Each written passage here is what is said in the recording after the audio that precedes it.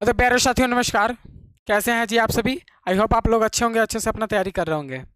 आज हम लोग क्लास 10th हिंदी का जो पाठ है, ठीक है, उसके लेखक और कवि के नाम देखेंगे, वो कौन सी विधा है इसको देखेंगे, वो भी ट्रिक के साथ। ठीक है, तो हम लोग स्टार्ट करते हैं इसको। तो सबसे पहले क्या है, पहला जो गद्य खंड है, ठीक है, उसके बाद काव्य खंड है। तो गद्य खंड को देख लेते हैं, 12 को गद्य खंड है और 12 को काव्य खंड है, बारी बारी से देख लेते हैं, वो भी ट्रिक के साथ कैसे याद करेंगे। तो पहला चैप्टर है श्रम विभाजन और जाति प्रथा। श्रम विभाजन और जाति प्रथा, जिसके लेखक कौन है, भीमराव अंबेडकर जी हैं। श्रम विभाजन और जाति प्रथा के लेखक कौन है, भीमराव अंबेडकर जी। अब दे यहाँ पे याद कैसे करेंगे, तो भीमराव अंबेडकर जी हैं, वो किसके लिए लड़ते थे, तो पता चला कि जाति के लिए लड़ते थे। हमेशा डॉक्टर भीमराव अंबेडकर जी जाति के लिए लड़ा करते थे, ठीक है। और ये जाति में बहुत से लोगों ने, उच्च जाति के लोगों ने क्या कर लिया था, उस पर बंध लगा दिए थे। क्या लगा दिए थे, बंध लगा दिए थे। लेकिन इन्होंने जाति को तोड़ दिए, मतलब जाति प्रथा को खत्म किए और तोड़ दिए, इसलिए उसका बंधन को तोड़ दिए, तो निबंध हो गया। ठीक है, तो श्रम विभाजन और जाति प्रथा के लेखक कौन हो गए, भीमराव अंबेडकर जी। क्यों, क्योंकि जाति के लिए लड़ते थे, ठीक है, और वो बंधन में बंधे हुए थे, लेकिन उसे तोड़ दिए और आज इसी को क्या कहेंगे, निबंध कहेंगे। तो इसकी विधा क्या हो जाएगा, निबंध हो जाएगा, और उसके लेखक डॉक्टर भीमराव अंबेडकर जी हो जाएंगे। ठीक है, चलिए आगे है विष के दांत। विष के दांत के लेखक कौन है, नलिनीलोचन शर्मा जी। अब हम लोग को क्या होता है ना कि कहानी सुनाया जाता है, ठीक है, तो कहानी सुनाते हैं, तो उसमें कहानी में क्या है कि नली में जितने भी सांप होते हैं, नली में जितने भी नोचने वाले सांप होते हैं, उसको काटने से विष चढ़ता है। क्या चढ़ता है, विष चढ़ता है। इसलिए इस लेखक, इसका याद करेंगे कि विष के दांत के लेखक कौन है, नलिनीलोचन शर्मा जी। ठीक है, और ये हम लोग कहाँ सुने थे, तो कहानियों में सुना करते थे। ठीक है, तो इस तरह से याद कर लेंगे।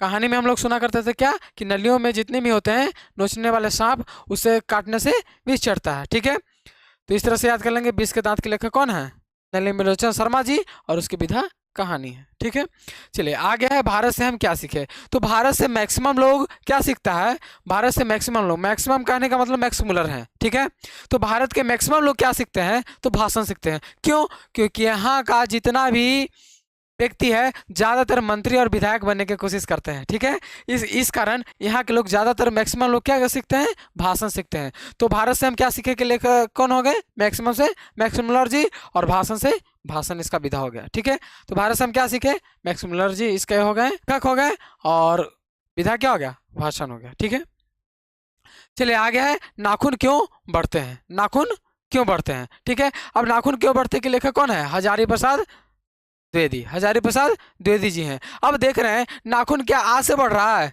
नहीं, हजारों वर्ष से बढ़ रहा है। क्या है, हजारों वर्ष से बढ़ रहा है। तो हजारों से क्या याद रखेंगे, हजारी प्रसाद द्विवेदी जी। ठीक है, तो नाखून क्यों बढ़ते के लेखक कौन है, हजारी प्रसाद द्विवेदी जी हैं।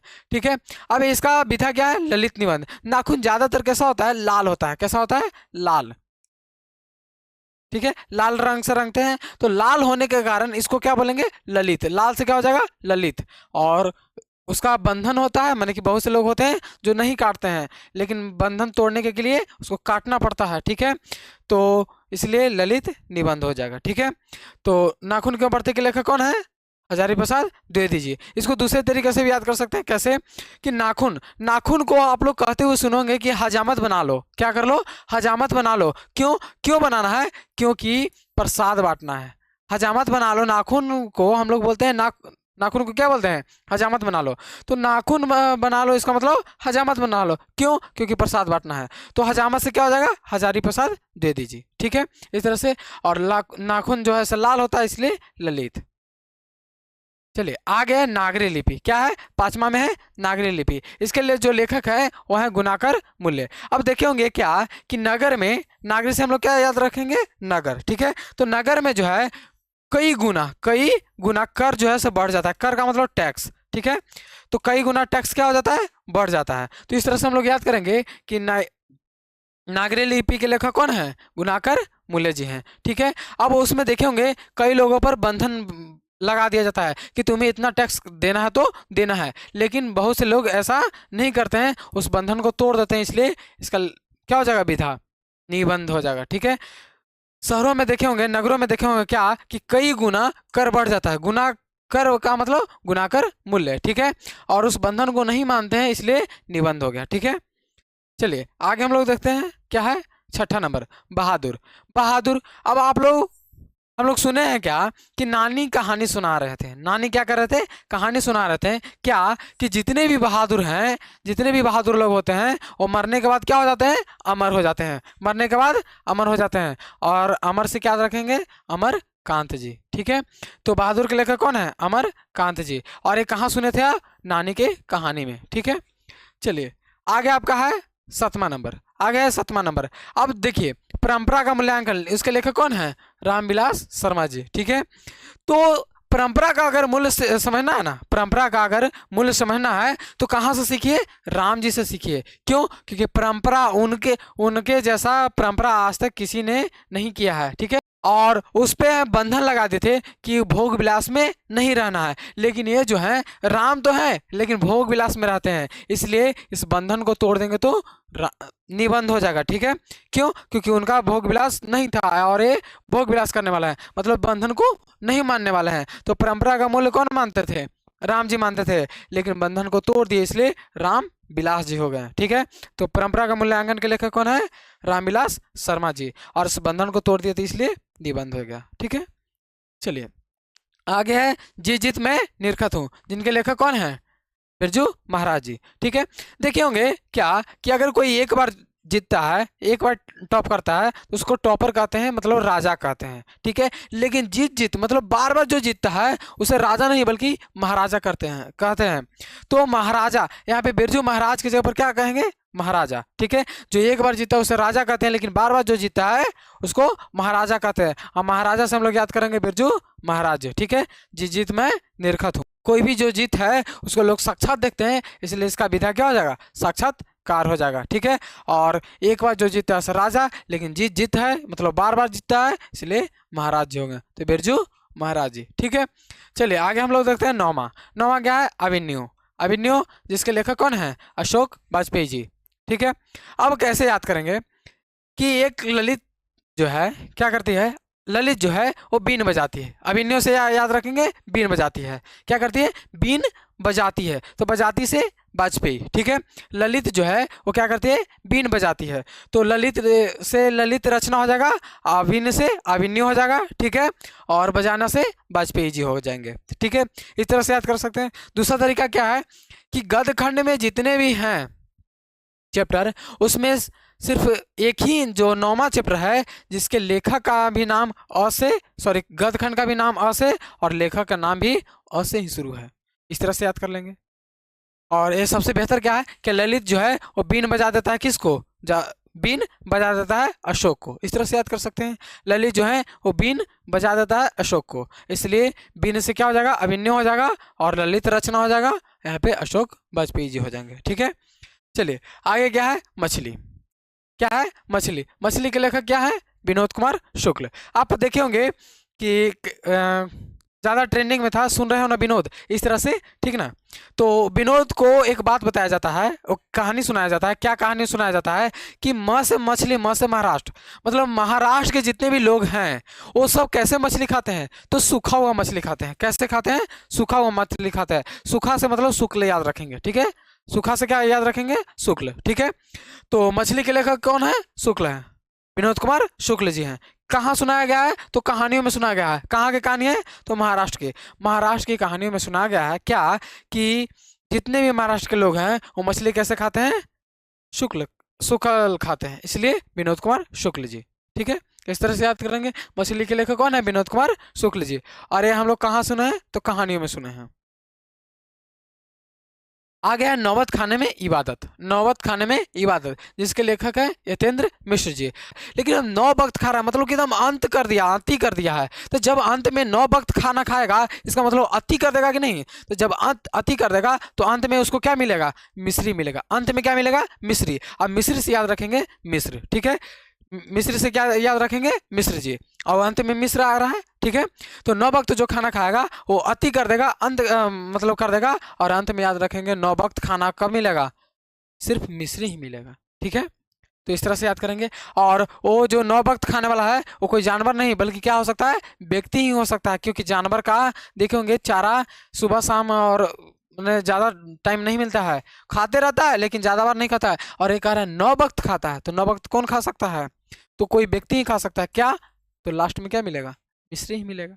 ठीक है, इस तरह से याद कर लेंगे। चलिए आगे है शिक्षा और संस्कृति। शिक्षा और संस्कृति के लेखक कौन है, महात्मा गांधी जी। अब देखिए जितने भी शिक्षा है और संस्कृति अगर सीखना है तो किनसे सीखिए, सिर्फ और सिर्फ महात्मा गांधी जी से सीखिए। क्यों, क्योंकि इन्होंने इतना शिक्षा प्राप्त किया, इतना संस्कृति के बारे में जाने कि आज हमारे देश को आज़ादी में अपना योगदान दिए। ठीक है, तो शिक्षा प्राप्त करना ही है तो किसका जैसा, महात्मा गांधी जी के जैसा। और जब शिक्षा प्राप्त कर लेंगे तो शिक्षा प्राप्त कहाँ से करेंगे, तो शास्त्र से करेंगे, इसलिए इसके विधा क्या होगा, शिक्षा शास्त्र। ठीक है, चलिए आगे हम लोग देखते हैं। आगे है काव्यखंड आ गया। आगे क्या आ गया, काव्यखंड। अब काव्यखंड को याद करेंगे तो आगे है राम बिने बिरथु जग जन्मा। ठीक है, अब इसके लेखक कौन है, गुरु नानक जी। अब देखे होंगे राम के नाम जो है, राम के बारे में कौन पढ़ा सकता है, सिर्फ और सिर्फ गुरु जी पढ़ा सकते हैं, इसलिए इसके लेखक कौन, सॉरी कवि कौन हो गए, तो गुरु नानक जी। दूसरे तरीका से याद कर सकते हैं कि राम के बिना कौन नहीं जी सकते हैं। अब राम के बिना देखे होंगे नाना जब भी उठेंगे तो हरे राम, जय श्री राम, राम राम, इस तरह से बोलते रहते हैं। इसका मतलब नानक से याद रखेंगे नाना, क्या याद रखेंगे, नाना। नाना हमेशा क्या करते हैं, राम नाम जपते रहते हैं, माने कि राम बिना वो उनका दिन नहीं चलता है। ठीक है, इस तरह से याद कर लेंगे।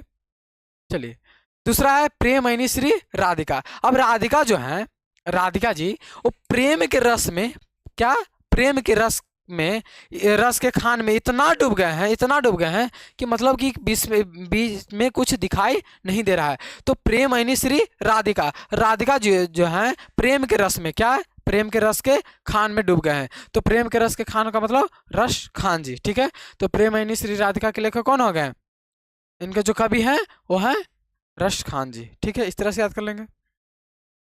चलिए आगे है अति सुदो स्नेह को मार्ग है। अति सुदो स्नेह को मार्ग है। ठीक है, अब देख रहे हैं स्नेह का मतलब होता है प्यार दुलार। ठीक है, अगर कोई व्यक्ति अति सुदो स्नेह को मार्ग है, मार्ग यहाँ पे याद रखेंगे मारना, मार्ग से क्या समझेंगे, मारना। अगर कोई व्यक्ति स्नेह से मारता है, अगर दुलार से मारता है तो हमें क्या होता है, आनंद आता है। क्या आता है, आनंद आता है। लेकिन अगर कोई माने कि आराम से मारता है तो आनंद आता है, लेकिन कोई अगर प्रेम से मारता है तो आनंद ही नहीं बल्कि आनंद का क्या आ जाता है, क्यू आ जाता है। क्यू का मतलब घन हो जाता है, इसलिए इसके लेखक कौन हो गए, घनानंद जी। अगर कोई स्नेह से हमें मारे तो बहुत ही आनंद आता है और उस आनंद को हम लोग कह सकते हैं घनानंद। ठीक है, इस तरह से याद कर लेंगे। चलिए आगे हम लोग देखते हैं चौथा स्वदेशी। स्वदेशी के लेखक कौन है, प्रेमचंद जी। अब स्वदेशी का मतलब होता है अपना देश। अब अपना देश से किसे प्रेम नहीं होता है, किसे प्रेम नहीं होता है, तो अपना देश, देश से प्रेम होता है, इसलिए प्रेम के अर्थ क्या हो जाएगा, प्रेमचंद। ठीक है, तो स्वदेशी के लेखक कौन हो गए, प्रेमचंद जी। ठीक है, इस तरह से याद कर लेंगे। आगे देखते हैं, आगे भारत माता। भारत माता, भारत में बहुत से माता हुए हैं, बहुत से माता हुए हैं, लेकिन सुमित्रा माता जैसा नहीं। क्यों नहीं, क्योंकि वनवास तो सिर्फ राम जी का हुआ था ना, लेकिन उनके साथ लक्ष्मण जी गए थे। और कौन है जो अपने पुत्र को दूसरे के पुत्र के साथ भेज सकता है, नहीं भेज सकता है, लेकिन सुमित्रा माँ जो है वो अपने पुत्र लक्ष्मण जी को भेज दिए थे। तो भारत में माता तो बहुत से हुए हैं लेकिन सुमित्रा माता जैसा नहीं, इसलिए भारत माता के लेखक कौन हो गए, सुमित्रा नंदन पंत जी हो गए। ठीक है, चलिए आगे है जनतंत्र का जन्म। जनतंत्र का क्या है, जन्म। अब देख रहे हैं कि ज्यादातर जनता का जो जन्म है वो कब होता है, दिन में होता है। किसके कृपा से, तो भगवान श्री राम जी की कृपा से। ज्यादातर व्यक्ति का जन्म कब होता है, जनता का जन्म दिन में होता है, इसलिए दिन से दिनकर हो जाएगा। और किन की कृपा से होता है, तो भगवान श्री राम जी की कृपा से होता है। तो राम से याद रखेंगे रामधारी श्री दिनकर। ठीक है, ज्यादातर व्यक्ति का जन्म जो है राम जी की कृपा से दिन में होता है, इसलिए याद रखेंगे जनतंत्र के जन्म के लेखक कौन आ गए, रामधारी श्री दिनकर जी हो गए। ठीक है, चलिए आगे हम लोग देखते हैं सातवां को। सातवां है हिरोशिमा, जिसके लेखक है सच्चिदानंद हीरानंद बसाय अगे। सच्चिदानंद हीरानंद बसाय आगे। अब इसको कैसे याद करेंगे? तो देख रहे हैं कि हिरोशिमा पे परमाणु बम का प्रयोग किया गया था, और परमाणु बम जो है वो सबसे बड़ा बम है। इसका मतलब कि सबसे बड़ा ये पूरे काव्य खंड में किनका नाम है? तो इन्हीं का नाम है, सच्चिदानंद हीरानंद बस है आगे। ठीक है, इस तरह से याद कर लेंगे।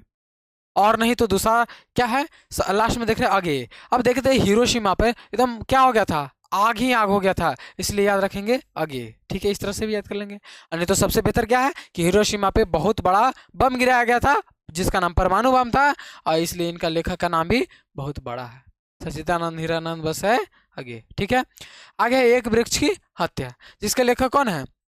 जो कवि हैं वो कुंवर नारायण है। अब देखे होंगे क्या कि अगर किसी व्यक्ति का हत्या हो जाता है, कोई भी वृक्ष से याद रखेंगे व्यक्ति, ठीक है, अगर किसी व्यक्ति का हत्या हो जाता है तो लोग क्या, कुमारे व्यक्ति का, सुने ध्यान से फिर से, यदि कुमारे व्यक्ति का हत्या हो जाता है तो लोग राम राम नहीं बल्कि बोलते हैं नारायण नारायण, मतलब कि इसका क्या हो, कल्याण हो।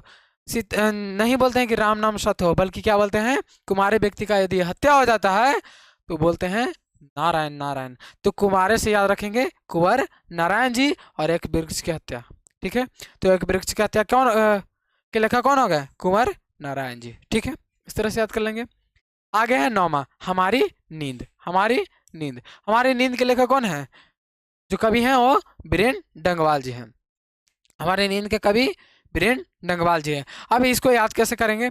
तो नींद में आप कितना भी वीर क्यों ना हो, नींद में आप कितना भी वीर क्यों न हो, मच्छर आकर डंग मार ही देता है। मच्छर आकर डंग क्या कर देता है? मार ही देता है। इसलिए हमारे नींद के वीर से क्या हो जाएगा? बीरेन्द्र जी, और डंग से डंगवाल। तो हमारी नींद के लेखक कौन हो गए? बीरेन्द्र डंगवाल जी। ठीक है, इस तरह से याद कर लेंगे। चलिए आगे है अक्षर ज्ञान। अक्षर ज्ञान कवित्री कौन है? अनामिका जी। तो अक्षर, अब देख रहे हैं अक्षर जो है इसमें भी काव्य खंड में इसका भी अ से शुरू है और इसका भी अ से शुरू है, और एक ही है काव्य जिसका लेखक का नाम और कविता का नाम दोनों का अ से शुरू है। ठीक है, इस तरह से याद कर लेंगे। पर आऊँगा फिर, आप कहते हुए सुनोगे जानने वाले व्यक्ति को कि अगर जिंदगी रहा तो फिर लौट कर आऊँगा। मतलब कि लौट कर आऊँगा कब? जब जिंदगी रहेगा तब। तो जिंदगी से याद रखेंगे क्या? जीवन रहेगा तब। तो जीवन का मतलब क्या होगा? जीवनानंद दास जी। कई लोग बोलते हैं क्या कि अगर जीवन रहा तो फिर लौटकर आऊंगा। तो लौटकर आऊंगा के लेखक कौन हो गए? जीवनानंद दास जी हो गए। ठीक है, चलिए आगे है मेरे बिना तुम प्रभु। हम आपको ए नहीं याद करवाएंगे। अब तो याद कौन कराएगा? तो आप खुद याद करेंगे। क्यों? क्योंकि आपको माइंड में एक बात आएगा कि सर ने 24 में से 23 को बताया था, एक को नहीं बताया था। कौन को नहीं बताया था? तो मेरे बिना तुम प्रभु को नहीं बताया था। तो आपको नेगेटिव माइंड में नेगेटिव बात आएगा कि एक बात नहीं बताया था, कौन नहीं बताया था? तो मेरे बिना तुम प्रभु, जिसके लेखक कौन थे? रेनर मारिया रिल्के जी। इसको नहीं बताए थे, और इस बात से आपको याद हो जाएगा। मतलब 24 में से हम 23 बता दिए, एक नहीं बताए हैं, और जिस कारण आपको क्या हो जाएगा? याद हो जाएगा। ठीक है, इस तरह से याद कर सकते। आगे आपका ये पूरे के पूरे 12 काव्य और 12 गद्य खत्म होता है। ठीक है, उम्मीद करते हैं आप लोग को बहुत अच्छा लगा होगा। अगर अच्छा लगा तो वीडियो को लाइक कर दीजिए, शेयर कर दीजिए अपने दोस्तों के साथ, और कमेंट में अपनी राय दीजिए। और आज से हम लोग कंटिन्यू बन जाएंगे, क्योंकि माइक खराब होने के कारण हम लोग वीडियो नहीं बना पा रहे थे। ठीक ना, अब माइक नया आ गया है, अब टेंशन नहीं लेना है, अब किसी तरह का कोई दिक्कत नहीं होगा, वीडियो कंटिन्यू बनेगा। ठीक है, आज के लिए इतना ही। आप सभी को बहुत बहुत धन्यवाद।